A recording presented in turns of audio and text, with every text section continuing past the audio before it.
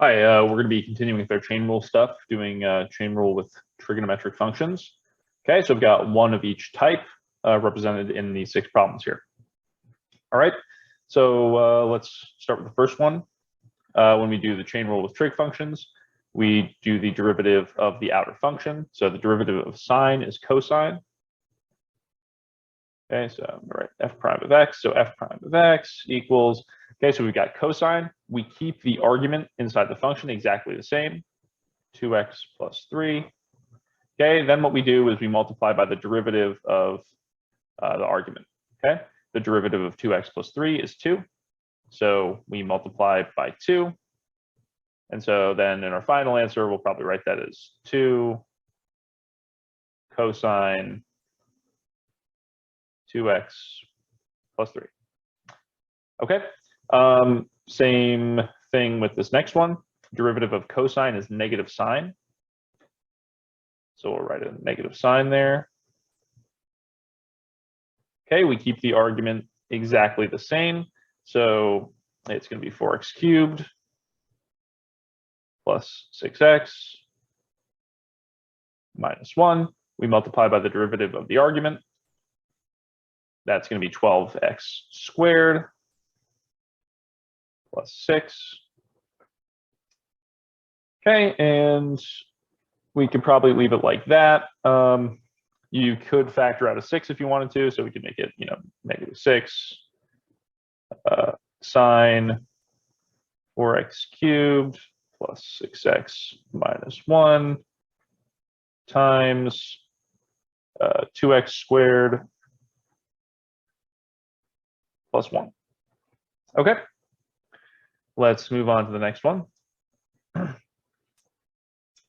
right, so here we've got tangent. The derivative of tangent is secant squared.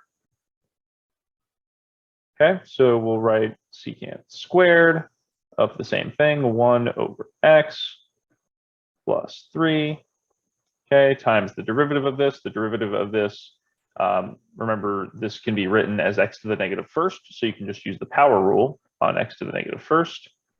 X to the negative first becomes negative x to the negative second.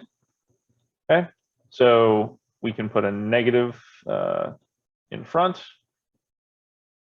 put a times x to the negative second.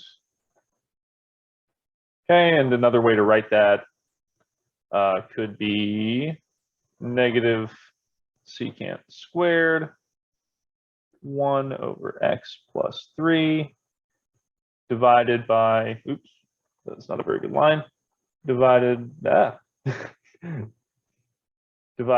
x squared. Okay, so this might be how you want to write your answer.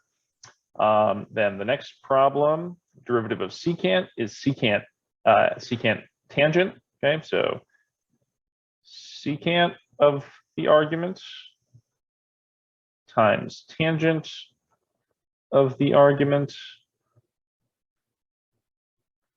times derivative of the argument. We don't have to do it twice. We only have to do it once, just to clarify. So just a derivative of this once. So that's times 2x minus 1.